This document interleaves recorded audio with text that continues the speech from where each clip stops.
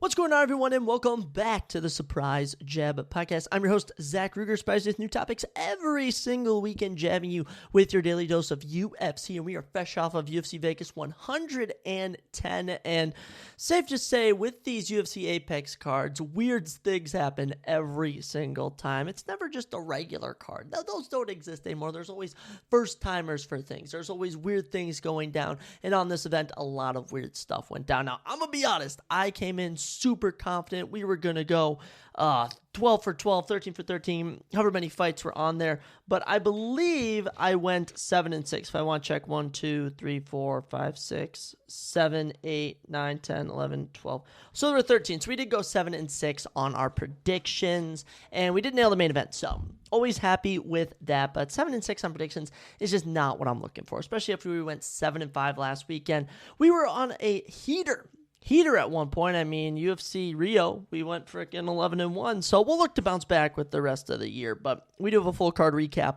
of UFC Vegas 110 on today's episode as well. We'll be discussing what went down at Saturday night's main event. The entire shape of WWE is shifting as we have now surpassed this little filler time and begin to head into John Cena retirement tour and Survivor Series territory. So we got a lot of fun stuff to talk about on today's episode, but we're actually be kicking things off in a super fun way. I have no new rankings to bring to you guys for the UFC. I have no new UFC fights to bring to you guys for the UFC, but something that we do at the start of every year and something we look at halfway through the year is my 2025 UFC predictions for every single division. And, you know, as the year is coming to an end now, we only have, I believe it's 5 events left. You know, we are going to be seeing how my predictions end up. So we will be reviewing this at the end of December. Don't think that this is the last time you're going to hear about this, but I do find it very fascinating what I was thinking heading into 2025 in the year of 2024 and where it has ended up. So we're going to go through every division and look at my predictions and see if they are going to come true or, you know, how well I did. So for starters, women's straw weight division on December 31st of 2025, I predicted that, or like on that day, you know, I make these predictions in 2024, but I predict on the final day of 2025 that Zhang Weili would be your women's strawweight champion. And I guess I am somehow wrong. And it's Mackenzie Dern. And I just never thought that. I never really did. The year's been crazy. I didn't know Zhang Weili would be fighting for 2 belts. And the fact she could end the year as not only, you know, a former women's strawweight champion, but as the flyweight champion is pretty insane. Now, for biggest risers, so I always do my prediction for who will end the year as champion, who will have the biggest rise, who will have the biggest fall in every division. And my prediction for biggest rise was Jillian Robertson. She was ranked at number 12 coming into 2025, and she's currently ranked at number 10. Now, she does have a fight coming up with Amanda Lemos, and Amanda Lemos is currently ranked in the top 10 right now. Now, as far as 2025 has gone she retired Marina Rodriguez. That's all she's done so far this year. But, I mean, Amanda is ranked at number 5. I would probably consider that the biggest rise of the year. I know Lupi Godinez and Yasmin Lucindo have both had pretty good years. So we'll look at all that, but I'm not too mad at that. As for biggest fall off, I said Virna Jandiroba. She was ranked 3 at the start of the year. She is still ranked number 3, just lost in a title fight versus Mackenzie Dern. And in terms of actual biggest fall off, it's probably Jessica Andrade. Right now, Jessica Andrade has fallen off very hard, former women's strawweight champion. She's gone 0-2 this year, losing to Lupi Godinez and Jasmine Jasudavicius. No fight scheduled, so honestly, I think she might be the biggest fall-off of the year. Now, moving on from women's strawweight, moving into men's flyweight, I predicted champion at the end of the year would be Alexander Pantoja, and that prediction still has a case to come true. But what I have nailed is the biggest rise of the year, Joshua Van. He was ranked number 15 heading into the year. He is now ending the year fighting for the championship at the age of 24. I cannot believe I nailed that. I'm always happy with it. I'm juiced. I'm juiced to see Josh Van fight Alexander Pantoja, and no matter what, I have nailed my biggest rise of the year, and I'm always happy when that is the case. Now, as for biggest fall-off, I said Amir Albazi. He was ranked at number 3 coming into the year. He's currently ranked at number 4. He hasn't fought since November of 2024. He hasn't won since June of 2023. I have no idea how this guy is still in the rankings. And as for actual biggest fall off, it's tough to say. It really is. There really hasn't been a massive fall off in the flyweight division. I'll say everyone has been able to somehow bounce back, even if they suffer a defeat. But I will say certainly someone like, gosh, I don't even know if I'm being honest. Kai France, Tatsuya Taira, Miro Bazil, all these guys, Brandon Royval, they suffer wins, they suffer defeats, but no one's really had a big fall off. But I will say if Miro Bazil does end up fighting before the end of the year, which for starters, there really isn't anyone for him to fight, and he loses, then my prediction will be correct. So, flyweight division, though, nailed the champion as of right now, and as for biggest rise, we have officially nailed that. Now, moving into women's flyweight, I said to end the year would be Valentina Shevchenko, and had I known there'd be a double title fight, I probably would have picked Zhang Weili, but I still do have a chance to have my Valentina Shevchenko prediction turn true. Now, as for biggest rise, I said Natalia Silva. She was ranked at number 15 coming into the year. She's currently ranked at number 2 and was only knocked off because Manny Fiorot just got a massive win. So, love to see it. Natalia Silva, I have absolutely nailed this. Manny Fiorot was already established in the division, so yet another rise I've absolutely nailed. Now, my prediction for biggest fall off was Rose Namajunas. She was ranked at number 6 coming into the year, and she is still ranked at number 6. She picked up a win over Miranda Maverick in June. She got that done. In terms of actual biggest fall off, yet again, nothing too notable, but I will throw out the name Macy Barber for pulling out of a main event literally minutes before she was about to walk off. So we'll see if she can end the year with a win, as I believe she's taking on Karine Silva coming up here at UFC 322. So we'll have to see, but as of right now, nailed the champion, nailed the rise, similar to the men's flyweight division. Men's bantamweight up next now. I said ending the year, Umar Nurmagomedov would be champion. Now, little did I know is Merab Dvalishvili was unbeatable. But I will say, Umar, starting the year off with a great loss. I say great loss because I still do think that is my favorite championship fight of the year. Honestly, Umar versus Merab is just such a hidden gem of MMA fights. I'm not mad at that at all. So, and there is still potential. You might be surprised, but Umar Nurmagomedov is probably going to be the backup for Merab versus Petr Yan. And there is a slim chance Umar could step out on short notice and face Merab, because I think Umar is the only man who can defeat Merab in the men's bantamweight division. But second closest is probably Petr Yan, so we'll have to see. But right now, Merab is the GOAT of the men's bantamweight division. For biggest rise, I said Peyton Talbot. Now, Peyton started off the year brutal. Losing to Raoni Barcelos made absolutely no sense, but he was able to go out, pick up a win over Felipe Lima, and I think he's looking to get a fight coming up with Henry Cejudo. So if he could go from starting the year off with a loss, then picking up a win over just another up-and-comer, and then defeating a former bantamweight champion in Henry Cejudo, I would definitely consider that the biggest rise of the year. But honestly, biggest rise of the year probably is our champion, Merab Dvalishvili, and this might change how I make my predictions, because he just went from a guy that out-grappled Sean O'Malley, to winning, a guy who was on a big win streak, he's a big grappler, to becoming the first ever fighter, if he does fight on December 2025, and was that December 7th, I think the pay-per-view's going down, he'll be the first ever UFC fighter to have 4 title fights in a year. I mean, insane. Never done before. So at the end of the day, we haven't had really anyone in the division really rise up. I mean, Amin Zahabi would honestly be a great prediction. Maybe even Mauro Batista. Actually, Amin Zahabi might be the current biggest riser, but I will still maybe consider Peyton Talbot. I count him as a pick because I always tally up my picks at the end, if I count it or not. And if he is able to beat Henry Cejudo, I'm definitely going to give myself this one. Now, for biggest fall off, I said Marlon Vera. He's currently ranked at number 6 coming into the year. And in the year of 2025, he fought Amin Zahabi and lost. That's all he's done. So honestly, he has had a pretty bad fall off, but another shout out is to Rob Font. Rob Font has not had the best 2025. He's currently ranked at number 12 now. So we'll have to see, but Marlon Vera, if he is able to get another fight in, which I doubt, maybe we could consider that. But as of right now, men's bantamweight not as good as women and men's flyweight. Moving into women's bantamweight, this one was a layup. Layup as easy as day. I say Kelly Harrison would be the champion coming into the year, and she obviously did win the championship. I said biggest rise would be Aline Perez. Aline Perez was currently ranked number 13 and has since risen up to the number 8 spot in the rankings. And honestly, no one else has jumped, but I am going to say this. Yana Santos was outside the top 10 coming into the year and picked up wins over Misha Tate and Macy Chiasson. So I may give Yana Santos biggest riser of the year, but Aline Perez just hasn't fought had she fought, and if she is able to get a fight, she will most definitely have the biggest rise of the year. So we'll see if she can get a fight before the end of the year, because she started off the year with a bang, beating Carol Rosa, and has since done nothing. Now, as for biggest fall-off, I said Hockwell Pennington. Obviously she lost to Julia Pena at the end of 2024 and has since done nothing. Hasn't even fought. And so, honestly, I might consider her for having the biggest fall-off just for the fact she's not even fighting.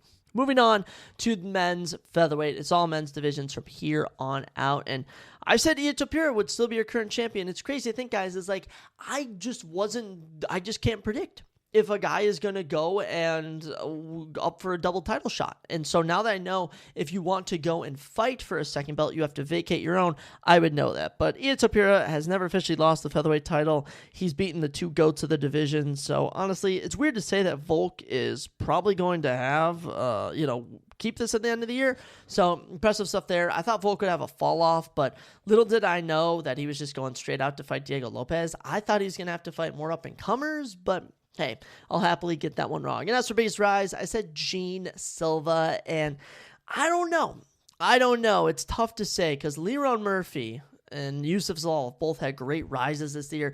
Diego Lopez has had an even more amazing rise. So it's been a good year for featherweight. And as for Gene Silva, the fact he is coming off a loss, I might not give myself this one. So featherweight, kind of a miss on my part.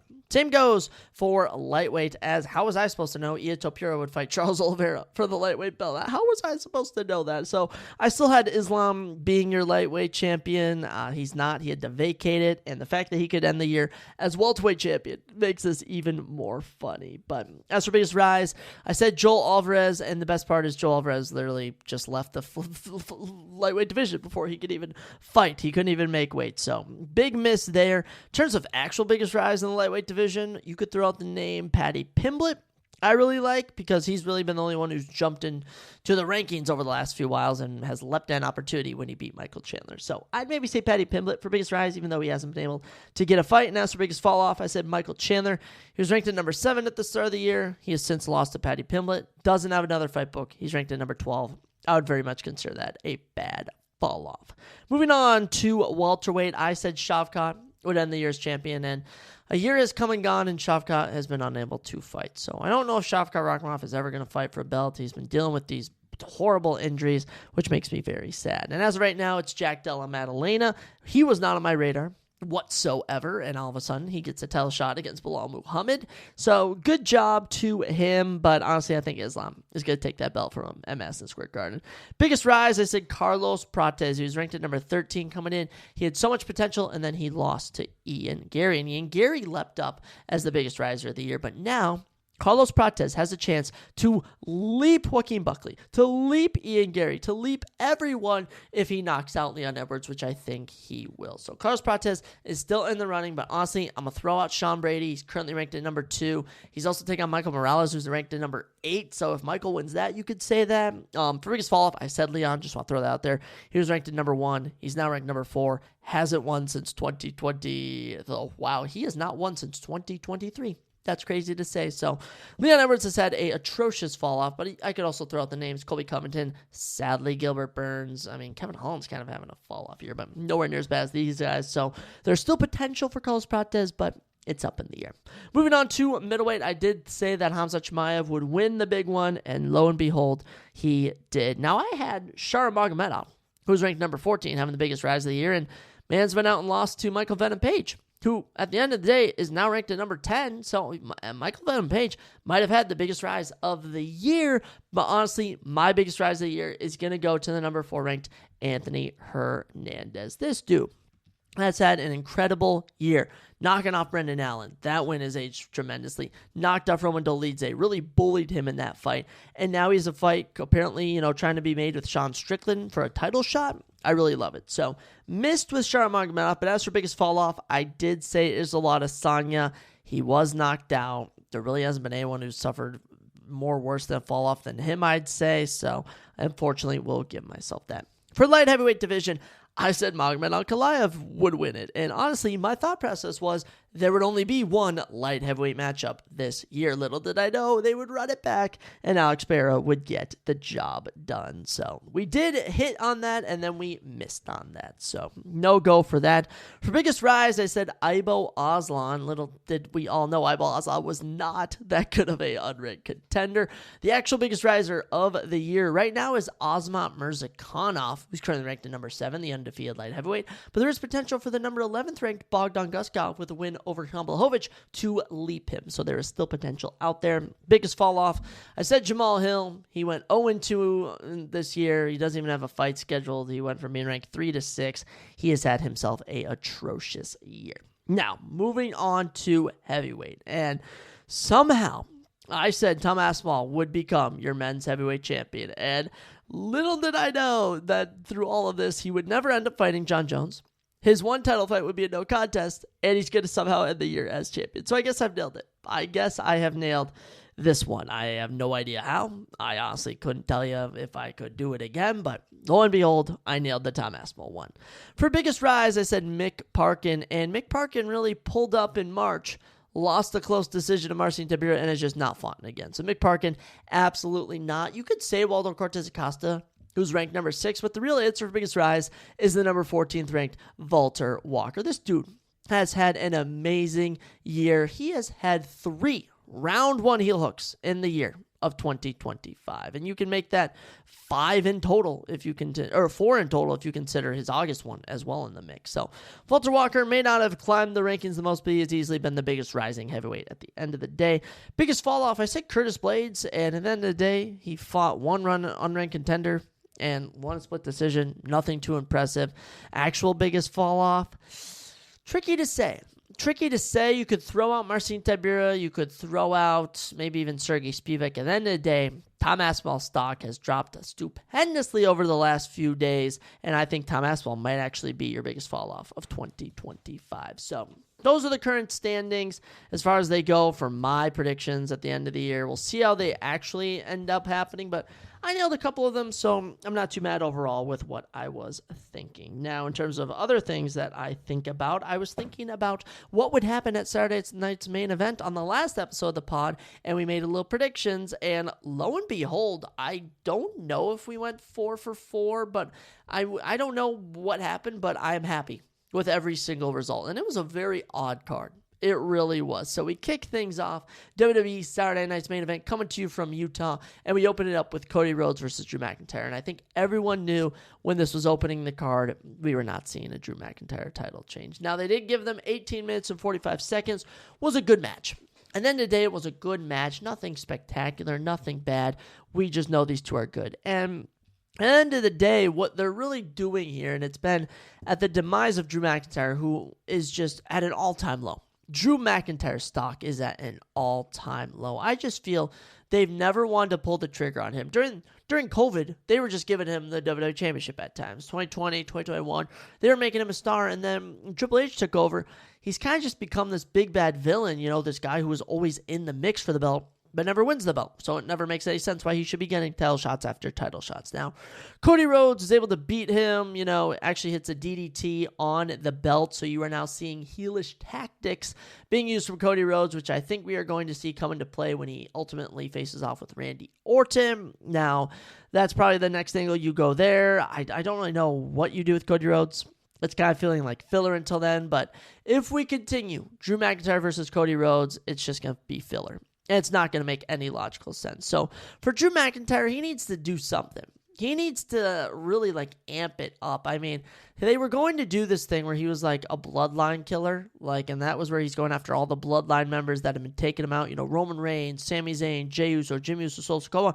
And they just dropped the gimmick for no reason. And this is now, back-to-back PLEs where he's just been kind of doing nothing. And it kind of makes me sad. So I'll see what we do with Drew McIntyre from here. I can maybe see him joining that Vision team, just to be like a heel versus face team at Survivor Series War Games. I'm sure they're going to throw him in the tournament to see who faces John Cena. We'll mention that in just a second. But Cody Rhodes retains. I'm sure he's going to remain champion until WrestleMania. And Drew McIntyre, yet again, loses. I swear, every time we talk about PLE, Drew McIntyre is losing.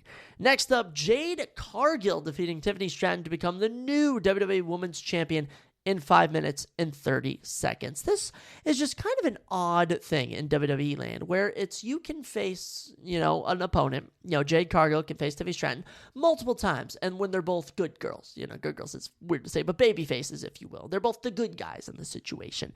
And she'll lose. She'll lose every single time, but then she turns heel, she turns into a bad guy, and now she squashes her in 5 minutes. So it's just funny how that logic works, but yeah, Jade Cargill clean demolishes Tiffany Stratton, makes it look easy, not even close, and we have a new WWE Women's Champion. This is the right move. This is really the right move, and Tiffany Stratton, unfortunately, did not have the best title reign, and it's not her fault. Because she is a immaculate in-ring performer. She is fantastic. She has the look. She has the persona. She has the on-mic skills. She has everything. WWE just booked her literally against Jade Cargill one too many times, against Nia Jax the entire year. When they booked her against Charlotte Flair, they had zero chemistry, and they just never knew how to properly book her. So if I'm Tiffany Stratton now, let's send her after the United States Championship. Let's give Tiffany Stratton the United States Championship. Let's make her and Julia feud. I think that is the next perfect direction for her. As for Jade Cargill, there may be a little filler feud, but what we are ultimately going to get, I hope it's at WrestleMania. It would be a perfect WrestleMania match.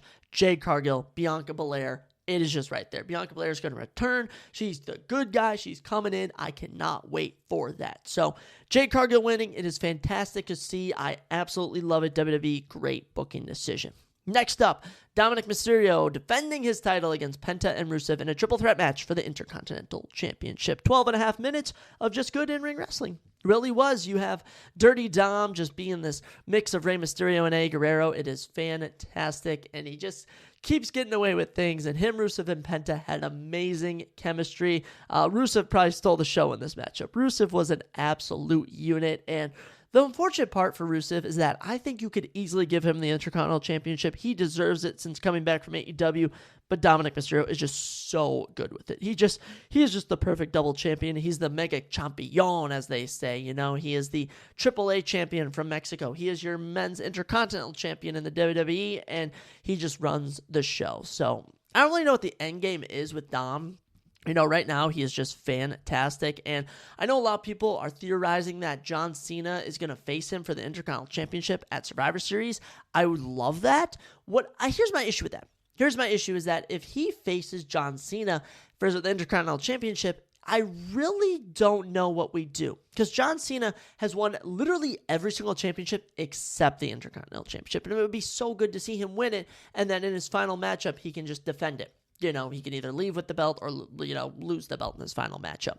Now, as for if we have Dirty Dom in that and he wins, it would propel him to unforeseen heights. It really would. So I'm very interested to see where we go with Dominic Mysterio from here. There's ultimately going to be the Finn Balor turn on him, but you're starting to see Dominic Mysterio being an Eddie Guerrero, where everyone cheers for him. He's the anti-hero, if you will. He loves the crowd, but he uses little cheap tactics to win, and I'm really loving it. So good stuff here. I love that Penta and Rusev got on this card. I really want to see those two getting more feuds, so we'll see where we go from here, but this was fantastic. Then, next up, we got a promo package, and it was about John Cena's final opponent. I think when that came out, everyone was kind of like, whoa. Are we about to find out right now, right here and now, who his final opponent is? We get the package rolling. It's John Cena talking, and there is going to be a 16-man tournament held over the next course of the few months. It's going to start not this Monday Night Raw, but the following one, which, if I'm thinking correctly, places that on, I want to say the 10th? I believe November 10th, which is one of the final 2 Monday Night Raws you're going to see John Cena on. I think it might be in Boston, because I believe the Madison Square Garden one is the 17th. So starting on that, you're going to have superstars from Monday Night Raw, superstars from Friday Night SmackDown, superstars from NXT, and what everyone loved John Cena to say, superstars not even in the WWE. They're all going to have a little tournament, and the winner will face John Cena in his final match. And just kind of from the promo, something's telling me we are either going to see one of two routes. I get a lot of people are theorizing Gunther's going to return. In my opinion, I think they're either going to go for nostalgia. You're going to get like an Edge return. You're going to get him facing not these guys, but your CM Punks, your Randy Ortons, your Jeff Hardys, like those throwback guys. or they're going to have what happened with when John Cena debuted, is when he was given a shot against Kurt Angle. The first time you ever saw him, he was literally going up against the main star there, Kurt Angle. So I could see maybe a Obafemi, a Javon Evans, these young, hungry up-and-comers. I could even see Dominic Mysterio be the guy to retire John Cena. So I'm very interested to see what they go with, but I don't know what's going to happen. Monday Night Raw is going to be super exciting over the next few weeks. Certainly, I'm sure they're going to run matchups on NXT and SmackDown. So this has just made the John Cena retirement tour much more exciting. And the fact we only have him for, I believe it's 4 more dates, is really heartbreaking. But it's reassuring to know that we are going to see 16 different men potentially have the opportunity to face him. And it's just going to be more exciting knowing each and every one of who they are. So that was super fun. That was a great little intermission, and that brought us right into our main event next. CM Punk, Jey Uso for the vacant World Heavyweight Championship. 21 minutes gave them plenty of time, and here's my issue. Is that this match kind of highlighted that the 2025 Jey Uso push just never was going to work. Jey Uso, I do not hate Jey Uso. There's a lot of Jey Uso haters out there. I'm not one of them, but dude just can't wrestle as well as some other people, and he was just having some mix-ups versus CM Punk, which made CM Punk winning all the best. The highlight of the match, CM Punk putting away Jey Uso to win the World Heavyweight Championship. Was it a good match? We don't got to talk about. What we do have to talk about is the fact CM Punk has finally and officially won the World Heavyweight Championship. I think everyone rejoiced. Everyone saw that and was like, yes, I am happy. I am good. All is right in the world. Thank you, CM Punk. And you know what? Jey Uso, it took 2 GTSs to put him away. I guess that says something about the abilities of Jey Uso. But yeah, CM Punk should do World Heavyweight Champion. There's so many fresh feuds for him. I can't wait to see where he goes from here. But man, it was such a feel-good moment. As for Jey Uso, I say you turn him heel. I think you turn Jey Uso heel. I think you just do something different with him if you're going to keep him as a single star. But I mean, he was kind of whatever. I'm going to be honest. He was kind of like whatever, but CM Punk was a star. Love to see it. And the fact that we have CM Punk as champion opens a whole new door of possibilities. I have no idea where we go from here, and there's something exciting about that in terms of WWE. I hate unpredictability, and we have no unpredictability with all these new matchups that we have. And there was a hilarious picture CM Punk posted afterwards. It was him, Jade Cargill, Cody Rhodes, and Ricky Saints from NXT. He's your current NXT champion.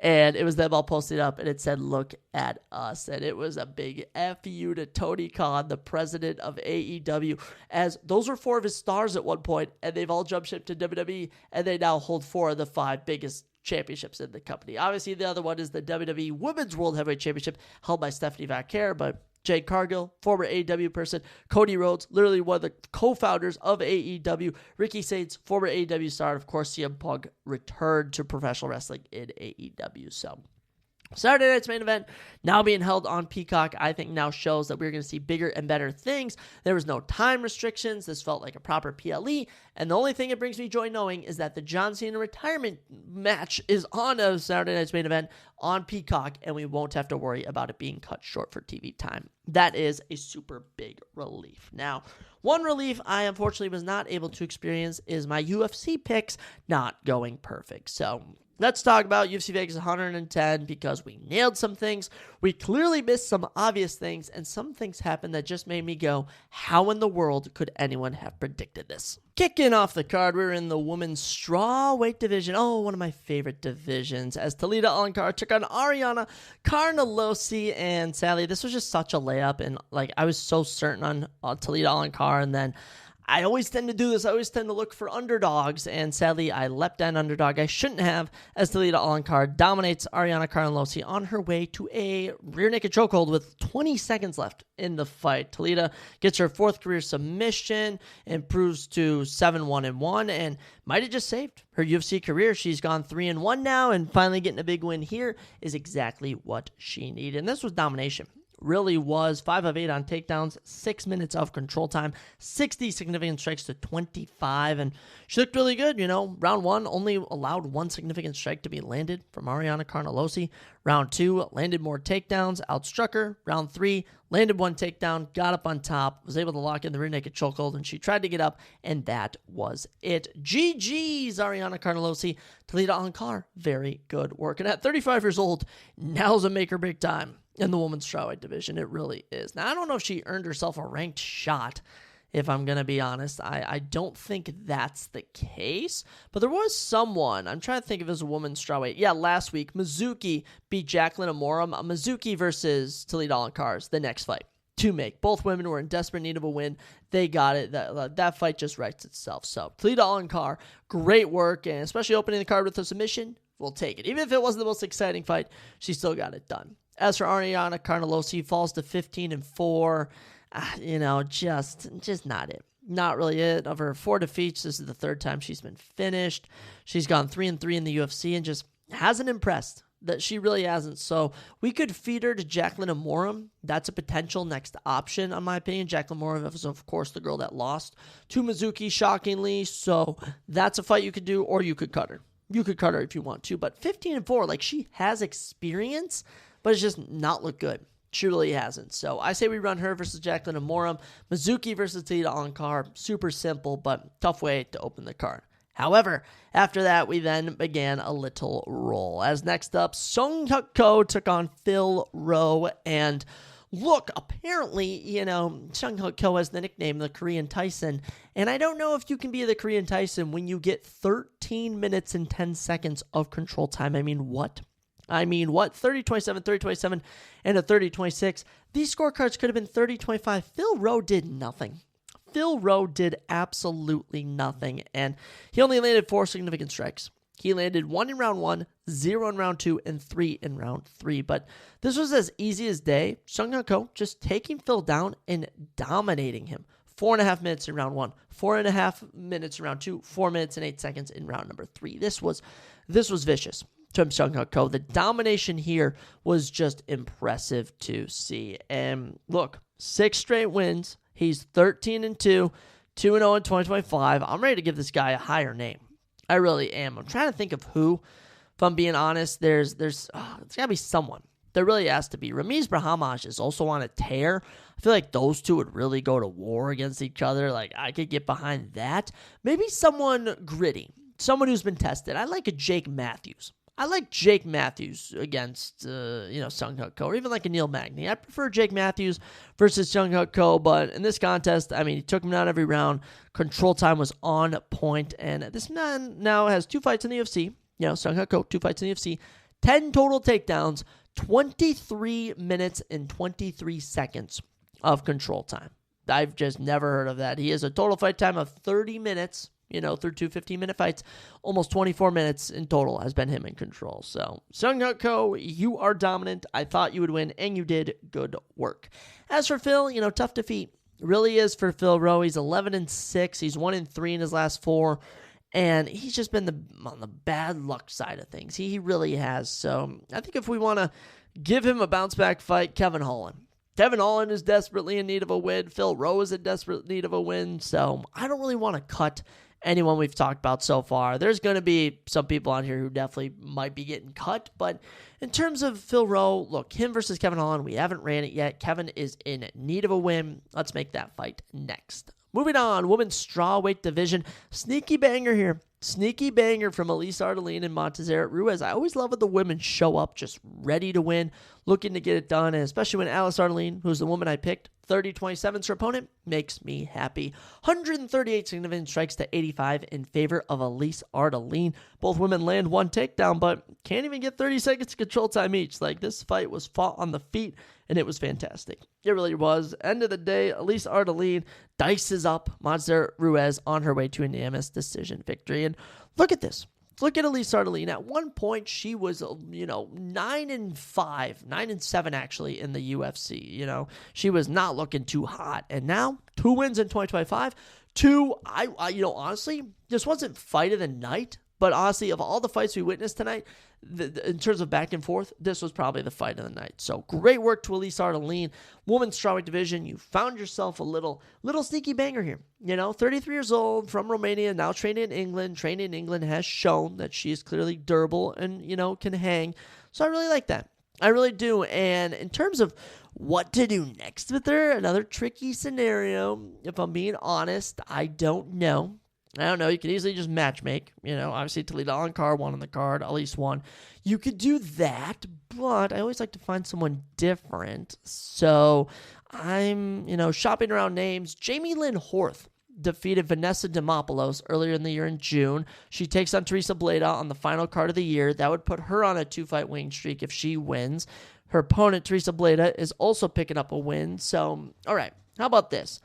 Elise Ardeline should fight the winner of Teresa Bleda and Jamie Lynn Horth. It is very low-level women's strawweight division fights, but it's still niche names, which makes it look like I know a lot of knowledge. So there's a fight you can run there. Now, as of what you do, unfortunately, with Montserrat Canijo, this is her 4th straight loss. She's won 1 fight in the UFC. That was in 2021. She's on the cut counter. She's getting chopped up and served to a family of 4.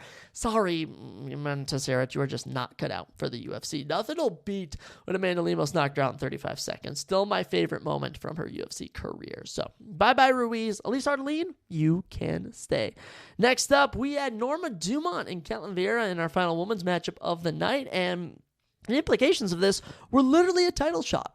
This is just so funny to me. The women's bantamweight division is just so it's so forgotten at the end of the day that we have the number 4 and number 3 women fighting in the world for a title shot, and it's just on the prelims. Now, unfortunately, this fight does not give the division a good name. Split decision win goes to Norma Dumont. We nail our prediction there. She'll now be ranked number 3 come the updated rankings on Tuesday, and I guess realistically is next in line for a title shot against Kayla Harrison. But in terms of this fight, nothing exciting. And people are saying this was a robbery, but Ketlen Vieira literally was just holding her against the cage. Yeah, she attempted a submission in round 1. It didn't go anywhere. All right, in round 3, Norma outstruck her 28-10.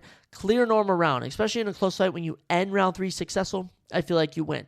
Round 1, might have gone to Ketlen Vieira. I could give her the submission attempt. The takedown kind of made the difference. But round 2 was 50-50. Ketlen landed a takedown, controlled her for 2 minutes on the feet. Norma's piecing her up. And the one thing I do want to say about this is when Ketlen threw, it was looking just to to throw. When Norma threw, she threw with intent. So I am very confident with Norma Dumont taking the split decision. I really like it.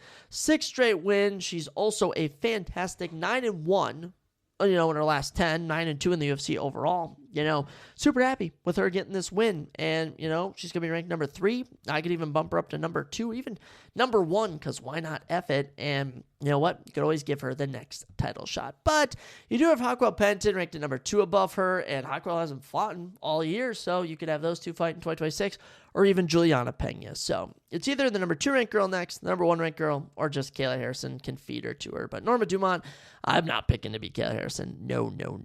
For Ketlen Vieira, she's gone win-loss since 2019, 2020. Ketlen Vieira is just so hit or miss, and she's never really in a banger. So in terms of what's next for her, I've been clamoring for Elise Perez to get a fight this year. Come on. Elise Perez is ranked number 8. Ketlen Vieira will be ranked at number 4. That's the next fight to book, in my opinion. So we'll move on from that, but it's crazy to think that is the, top 5 talent of the women's bantamweight division. Yikes. Next up, our first performance bonus of the night, as Dante Lockjaw Johnson really showed that lockjaw intensity when he submitted Cedric Dumas in round number 2. Good work, Dante.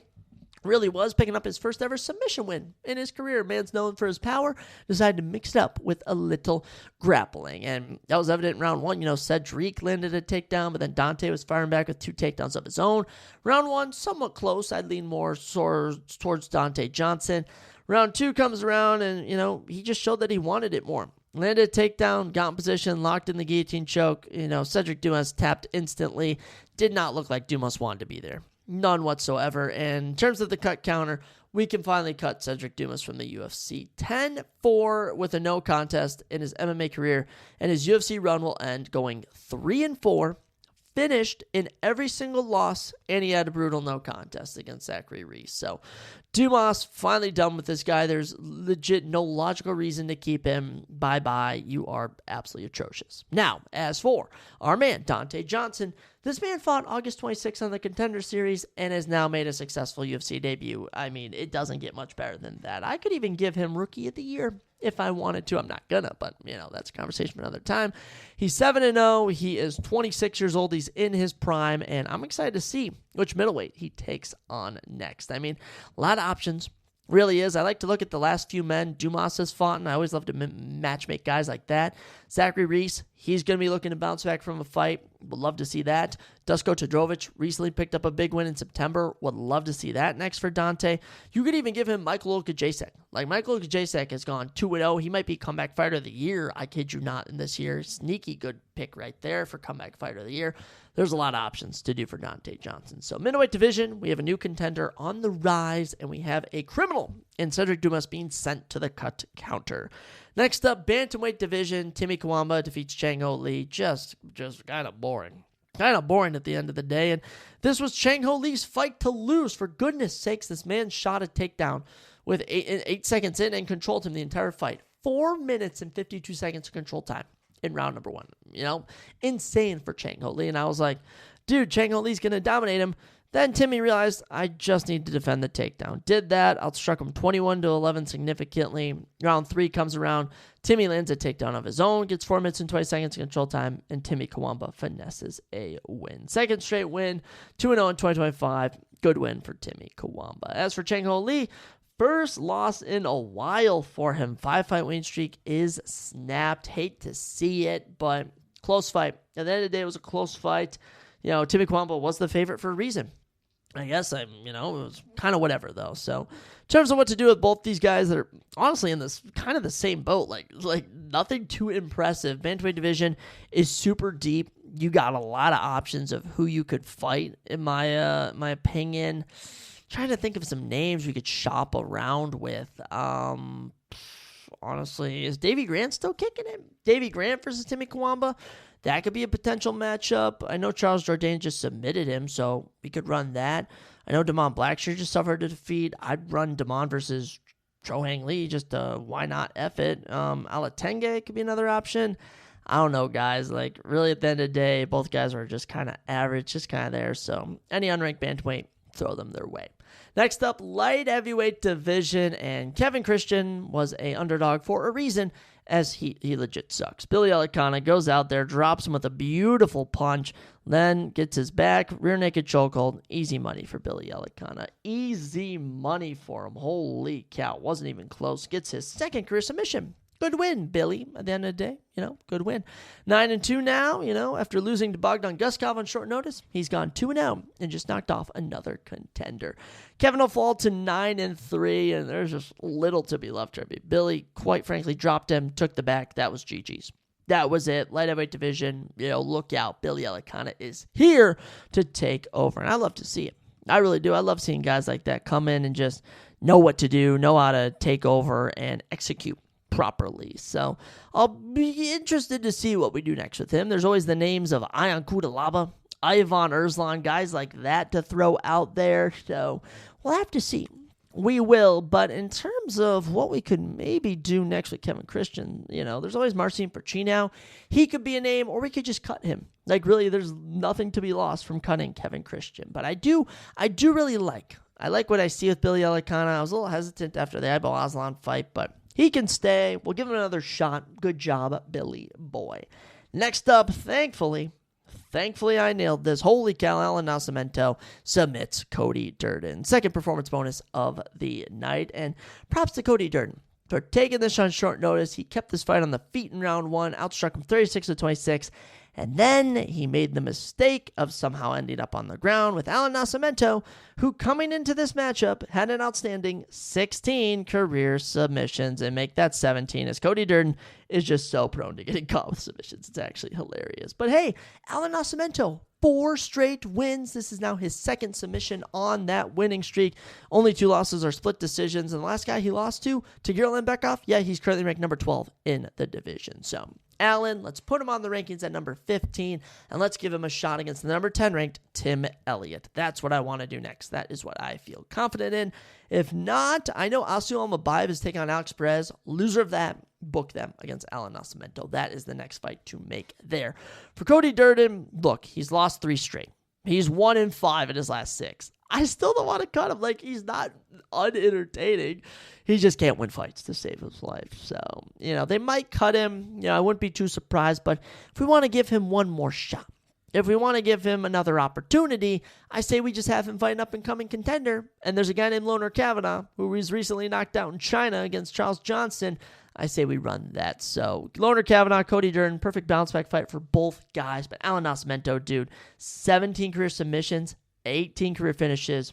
Dude is an absolute animal, and I love it. Getting into our main card, we had Charles Radke taking on Daniel Frunze, and Charles Radke can do submissions? What? I was super unfamiliar with this aspect of his game. Gets his 3rd career win in his fighting career by submission. Good work, and especially after getting knocked out by Mike Mallet, this is a perfect bounce back way. And for Daniel Frunze, man is not UFC caliber. I mean, oh my gosh, like Daniel Frunze, cut counter, don't even need to say anymore. Fight lasted a whopping 14 minutes and 29 seconds, and there were 11 minutes and 41 seconds of control time going to Charles Radke. 31 significant strikes to 6. He had an 81% significant strike ratio, 163 total strikes, 268 for Daniel Frunze, and Daniel literally had nothing. Charles was going for a submission round 1, couldn't get it. Round 2 was just focused on control, and then round 3 was work in the back, finally got the rear naked chokehold in. Good work for Charles Chuck Buffalo Radke. Now, will he go deep in the men's welterweight division? I don't really know, but what I do know is he's kind of fun to watch. So, there's a lot of options there we could do. There's a man named Axel Sola, who recently won in Paris back in September, and I think Alex Sola versus Charles Radke is the perfect next fight to make. That's my opinion. And you know what? I stand by it. As for Daniel Frunze, 0-2 in the UFC in 2025. Mans is not cut out for it. Mans is not built like that, so he is on the cut counter. Don't worry, he's the final cut counter for the night. Everyone else can still remain in the UFC, but for Charles Radke, him versus Alex Sola, that's the next fight I want to see. Speaking of submissions, we move into our next one as Yair Del Vallel defeats Isaac Dalgarian. And this fight is going to be investigated by the FBI. I kid you guys not. Now, coming in, Yair Del Vallel was kind of swelling as an underdog. It was kind of even odds, and then all of a sudden coming in, he's like plus 200 come fight night. And then just hours, maybe even been like an hour or two before the fight, a lot of money on betting sites was coming in on Yair Del Vallel. Little did everyone know there had been a fight leak news that Isaac Dalgarian was fighting injured. Lo and behold, Yair Del Vallel goes out there, manages to get Isaac Dalgarian to the ground without even taking him down. Isaac shot early, has his back taken, and Yair is just spamming rear naked chokehold attempts, eventually locks it in, and Isaac taps in round number 1. So this fight, this is not the last time you hear of this. If nothing comes of this, then this is just a giant meme for some reason. But yeah, Yair Del Vallel makes very easy work of a guy in Isaac Dalgarian who looked nothing like the prime version we've seen of him before. So there will definitely be an investigation into rigging, into the mafia here. I can definitely tell some screwy things were going on. But Yair Del Vallel, 2 fights in 2025, 2-0, both rear naked chokeholds in round 1, and he's 10-0. You have yourself a little prospect here in the featherweight division, and I love to see it. As for Isaac Dalgarian, I mean, Mans has gone win-loss, win-loss since joining the UFC, 7-2. He'll be back. There's always going to be bums for him to fight here and there. Maybe he fights Andre Feely next. Maybe he fights Melquizael Costa. I don't know, but in terms of Yair Del Vallel, I want to see him fight another hungry, unranked featherweight, and, I don't know who, per se. Maybe David Onama? No, he's definitely not ready for David Onama, but we'll have to see. But Yair Del Vallel, this was a good win for the kid. Well, if he was in on the, fact that there was a fighter fighting injured, then screw him, but I'm going to, speak under the assumption that he just went out there, got the job done, and looked impressive doing that, so. Good work, Yair Del Vallel. You got the job done at the end of the day. Next up, that's all I'm going to say for Jeremiah Wells, Themba Gorimba, is that you got the job done at the end of the day. And, I felt like I was watching the exact same fight as Chang Ho Lee and Timmy Kawamba as I watched the guy I picked go out there, grapple his opponent to death in round 1, then in round 2, get pieced up on the feet, get taken down, and then round 3 is brutally taken down. So Themba Gorimba, he is, of course, the fighter that The Rock gave a house. He's 14-6 now, loses a decision. Very unimpressive. Very bad. And especially for Jeremiah Wells, like, what do we do with this guy? Like, this guy is going to be 39 years old coming up and, is winning fights, but, he's just a grappling machine. He was attempting submissions. I'll give him the benefit of the doubt. Like, it's not like this man was doing absolutely nothing, but, it's still at the same time, it was just kind of boring. So, good win for Jeremiah Wells. First win since, April of 2023. Wow, been a fat minute since you saw a victory coming for Jeremiah Wells. What do we do next with him? Nicholas Dalby. Nicholas Dalby versus Jeremiah Wells is just kind of enticing to me. For Themba Gorimbo, maybe Billy Ray Goff. Billy Ray Goff is probably going to be in need of a win. Last time I thought about him, and you know what? Themba Gorimba could be the guy to either beat him or get beat by him. So that's what we can run there. That's what we can do. But yeah, this was a very downer of a fight, and this was a very grapple-heavy card when we finally reached our co-main event. And this is where things get so interesting. And, especially as a guy who picked Ante DeLeje, I was a little pissed. But here we are, round 1, Ante and Walter Cortez Acosta squaring off.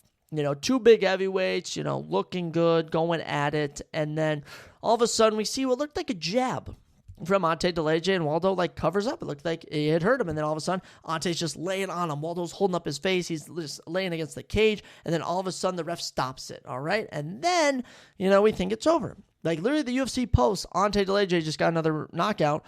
Then Mark Smith decides it was an eye poke, which at the end of the day, it was an eye poke, and he restarts the fight, which kind of perplexed me. I felt like it should have been a no contest, but instead, I guess since he had never officially waved his hands in a motion, that the fight wasn't called off. Just because he had stepped in, it doesn't count. And I kid you not even 10 seconds later, Waldo stuns Ante with an overhand, lands a couple follow-up punches on the ground, and gets himself a knockout. So, super weird co-main event. Super interesting. These betting scandals are never going to be beat now after this. Very interesting. Very, very interesting. But Salsa Boy, Waldo Cortez Acosta, I guess is the best heavyweight. Best rising heavyweight of 2025. Impressive work. Gets his 7th career knockout, 8th career finish, and he'll probably be ranked number 5 come Tuesday in the rankings. What's next for him? Probably a fight with Curtis Blades. I don't think he's fought in Curtis Blades yet. We could run that fight. He could also fight, Derek Lewis. I don't know, but all I'll say is that Ante DeLeje, tough loss. Really tough loss here, buddy, especially after such a good debut against Marcin Tybura. He's going to have fights against guys like Mick Parkin, Valter Walker, Shmil Gaziev. The heavyweight rotation is so awful right now. And the fact that I know Waldo Cortez Acosta would not survive against the top 5 is just kind of hilarious to me when I think about it. So, yeah, this fight was weird. It pissed me off that, I thought Ante had gotten the knockout and then he didn't get the knockout. So, oh well, it happens. It's in the past. We're not going to dwell on negative things because the main event came around and my boy Steve Garcia got it done in style. I was prepared for a 5-round war. I really was. And Steve Garcia said, I got about 3.5 minutes for you, Zach. And he goes out there and just destroys David Onama. And speaking of being prepared for 5 rounds, David Onama's first main event here, this was also Steve Garcia's, but David Onama just looked like he was going to just kind of coast through round 1 and then, save up his stamina. And Steve Garcia just poured it on him. 33 significant strikes to 2, 43 total strikes to 2. He had this boy running for the final 30-second finishing sequence of this. Third Dean spared David Onama's life from getting beat up more because Steve Garcia was on him from the jump and just never stopped. Great work, Steve Garcia. Dude is such a good contender. Dude is easily had such a good year. Beating Calvin Kattar, beating David Onama. This is his 7th straight win. 6 of those have came by knockout. Of those 6, you have had half of them come in round number 1. Steve Garcia, welcome to the top of the division. He's ranked at number 12. I'm putting him in at number 10. I'm putting him past Pitbull. I'm putting him past Silva.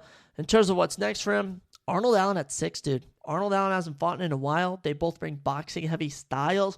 I love it. I love it. I just think that's the next fight that has to be made. That is a must to be made. Like, that is what you do next. Arnold Allen, Steve Garcia writes itself. It really does. For David Onama, the 4-fight winning streak is snapped, sadly, but, I mean, he just clearly wasn't prepared.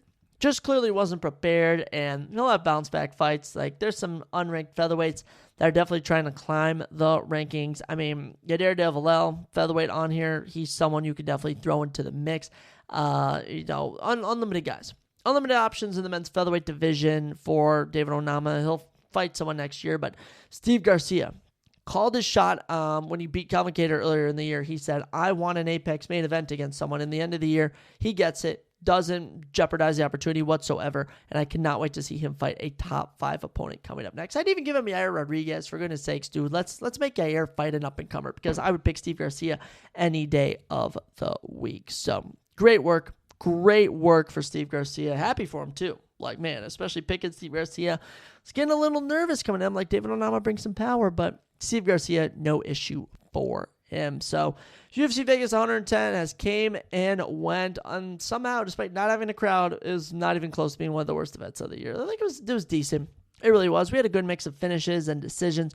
Just a very submission and grapple heavy card, which can be okay sometimes, but it became a lot, especially like when we opened up like the card. I mean, we didn't have a non-grapple heavy fight, I'd say, probably until the Billy Ellicott Kevin Christian fight, and that fight was 7 fights in. And after that, we had 4 more heavy grapple style fights. So thankfully, Waldo and Steve Garcia weren't playing games. They were coming for the knockouts. We love to see that. They both also got performance bonuses, if I hadn't mentioned that.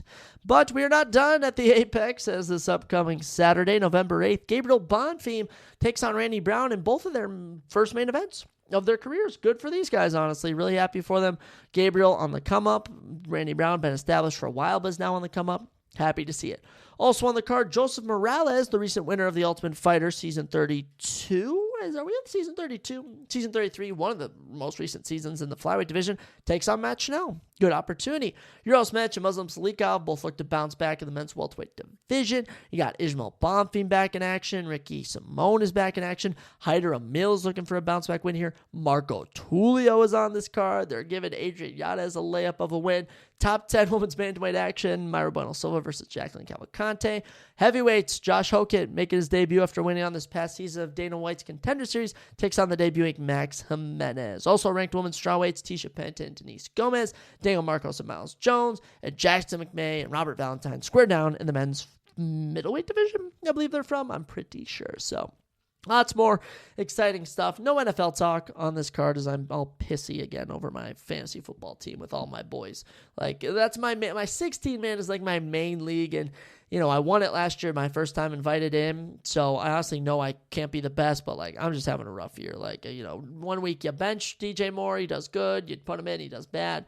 Vice versa. So, 15-yard receiving touchdown by Ashton Genty. That brightens my spirit. So we will drop our predictions for Week 10 of the NFL season on the next episode, but, yeah, as far as this one goes, no NFL. But, yeah, pretty decent event for UFC Vegas 110. Same goes for Saturday night's main event, like WWE, another decent PLE, and just everything in general is going pretty exciting. My life is about to get a lot more hectic, guys. I'm about to start putting in 10-hour days at work, Monday through Friday, then at 9-hour shifts on Saturdays, and that goes until the end of the year. But we're going to try and get some big bonus checks, going to hit the phones, try and sell some people some Medicare, and just try and help out old people, because I know a lot of people at my job kind of just want to cash some checks, but I really want to help these old people get better Medicare plans. Let me help you. And in terms of my personal YouTube channel, someone brought up to me that I hadn't posted on there in a while, and honestly, I just haven't had time to record, so I'll try and get back into that. Spare time is going to be far and far between, but we will still bring 2 episodes of the podcast every single week, no matter what is happening. So,